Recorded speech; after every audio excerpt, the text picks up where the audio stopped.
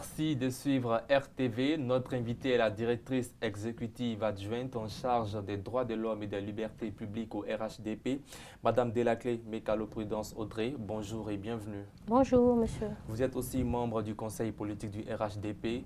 Lors de son adresse à la nation sur le Covid-19, le chef de l'État, Alassane Ouattara, a déclaré un état d'urgence. C'est quoi l'état d'urgence? L'état d'urgence est une mesure exceptionnelle qui est prise en cas de péril imminent résultant d'atteintes graves à l'ordre public ou encore lorsque surviennent des événements qui, de par leur gravité ou leur nature, sont susceptibles d'enfreindre le bon fonctionnement des services publics ou de l'économie.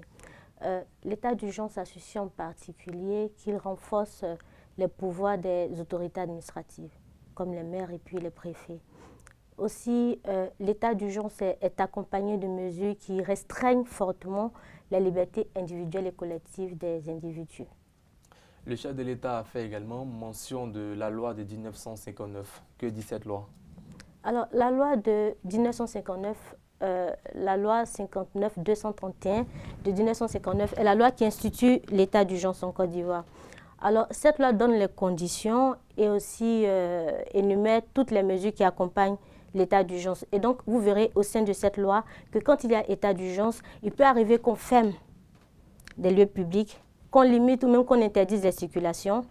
Et donc, il y a ici restriction au droit d'aller et venir. Il peut arriver aussi qu'on limite ou même qu'on interdise les réunions publiques. Et voilà. Donc, ce sont des mesures qui accompagnent l'état d'urgence. Et qui peut prendre l'initiative de la déclaration de l'état d'urgence? Alors, selon notre constitution de 2016, la constitution ivoirienne, seul le chef de l'État est habilité à décréter l'état d'urgence, après examen bien sûr de toutes les conditions pour le faire. Et dans l'histoire de la Côte d'Ivoire, est-ce que nous avons une fois eu un cas d'état d'urgence? Effectivement, ce n'est pas la première fois qu'est décrété l'état d'urgence, parce que malheureusement, notre pays a traversé des crises politico-militaires. Et donc, à l'occasion de ces crises, l'état d'urgence a été déjà prononcé, a été déjà décrété en 2000 et en 1999. Mais bon, il faut dire que ce que nous traversons aujourd'hui, l'état d'urgence dans lequel nous sommes aujourd'hui est quand même particulier parce que c'est un état d'urgence qu'on pourrait qualifier de sanitaire. C'est la première fois qu'on affronte ce genre de situation ici au pays et plusieurs autres pays également. Avec cette pandémie, plusieurs mesures ont été prises. Nous avons par exemple la fermeture de tous les maquis et restaurants. Également, il y a eu les bars de nuit, les boîtes de nuit, les bars, les cinémas et les lieux de spectacle. Les mosquées aussi ont décidé de fermer, les églises. Est-ce que ce n'est pas des mesures liberticides? Nous sommes dans un État démocratique et la particularité des États démocratiques, c'est le respect des droits de l'homme. C'est un État où les citoyens, les individus peuvent se prévaloir et jouir de leurs droits et de leurs libertés.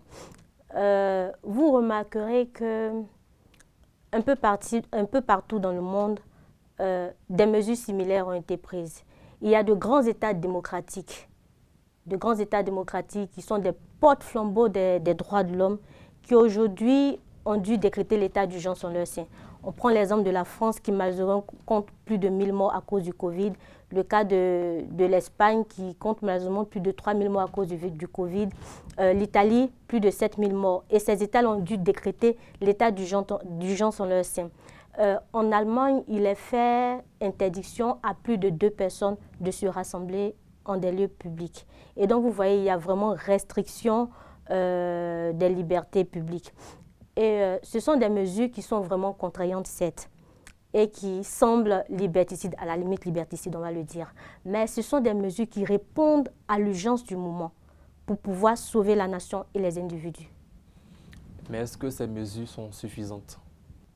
Le président de la République, son Excellence Alassane Ouattara, compte tenu de ses responsabilités, a pris les mesures qu'il fallait, les mesures adéquates. Ce sont des mesures qui sont proportionnées à ce qui se passe en ce moment, dû à la crise sanitaire. À mon humble avis, ces mesures sont suffisantes. Mais ici, je ne parlerai pas de la suffisance des mesures, mais je parlerai plutôt du respect de ces mesures. Parce que peu importe les mesures qui seraient prises, si elles ne sont pas respectées, elles seront vaines. Parce qu'en Chine, on prend aujourd'hui la Chine en exemple. Elle a pu contenir le virus, cette pandémie, au prix de 1000 efforts. Les populations, tout le monde s'est engagé, ils ont respecté toutes les mesures prises. C'est pourquoi aujourd'hui, on les prend en exemple dans cette lutte mondiale contre la pandémie. Et donc, c'est important de pouvoir respecter toutes ces mesures-là pour qu'on puisse s'en sortir. Alors, mais le nombre de cas de contamination au Covid-19 en Côte d'Ivoire est passé à 80. Avec cette évolution, est-ce que les mesures sont-elles respectées? Nous allons prendre l'exemple des autres nations qui combattent cette pandémie comme nous. Toutes les mesures qui sont prises, on note qu'il y a des évolutions progressives. Quand ces mesures sont prises, on essaie de sensibiliser la population et dans certains pays, ça marche immédiatement. Dans certains pays, ça met du temps à marcher. Ici, en Côte d'Ivoire, le nombre de cas d'infection a grimpé, certes. Ça veut dire qu'on doit encore travailler sur le champ de la sensibilisation à tous les niveaux. Et il faut surtout, je vais revenir encore chaque fois là-dessus, que la population prenne conscience de la gravité de la situation et qu'elle respecte tout ce qui est pris comme mesure et tous les conseils qui sont donnés par les autorités sanitaires. Ces mesures-là ne sont donc pas respectées en Côte d'Ivoire? Il nous revient de sensibiliser et il revient à la population de prendre conscience. Alors, quelles sont les sanctions en cas de non-respect de ces mesures? Alors, on a évoqué tout à l'heure la loi qui institue l'état d'urgence. En son article 8, cette loi prévoit des sanctions, effectivement. Et ces sanctions partent de la peine d'emprisonnement qui court de 1 an à 3 ans, ou encore du paiement d'une amende qui va de 20 000 francs à 2 millions de francs CFA. Le Code pénal aussi prévoit des sanctions en son article 179, une peine d'emprisonnement. Sous le couvre-feu, des vidéos ont fait le tour de la toile montrant des citoyens bastonnés par les forces de l'ordre. Ces personnes se trouvaient dans les rues aux heures du couvre-feu, 21h ou au-delà. Est-ce qu'il est de leur droit de bastonner les citoyens? À l'image des médecins, les forces de l'ordre sont un maillon essentiel dans la lutte contre le coronavirus. Parce que de même que les médecins exposent leur vie, de même les forces de l'ordre exposent également leur vie pour faire respecter les mesures qui sont prises, également pour protéger la population, pour les verbaliser, pour leur parler. Et donc, il est important que tout le monde comprenne que c'est ensemble qu'on peut gagner cette guerre contre le coronavirus. Ensemble, on doit agir de sorte à pouvoir faciliter les actions des uns et des autres contre ce virus. Madame, jusqu'où peut aller la loi qui leur permet de veiller au strict respect des mesures? Tout ce qui se fait doit rester strictement dans le cadre de la loi. Parce que même en état d'urgence, le droit encadre l'état d'urgence. Qu'est-ce que vous pensez aujourd'hui du fait qu'Abidjan reste isolé du pays? C'est une mesure qui a été prise pour sauver les Ivoiriens, pour sauver les individus, pour éviter le maximum, pour éviter le moins possible le contact entre les personnes. Et donc, ça répond d'ailleurs aux 8 mesures qui ont été prises par le chef de l'État lors de son adresse à la nation le 23 mars dernier. Il était question de confinement progressif par aire géographique.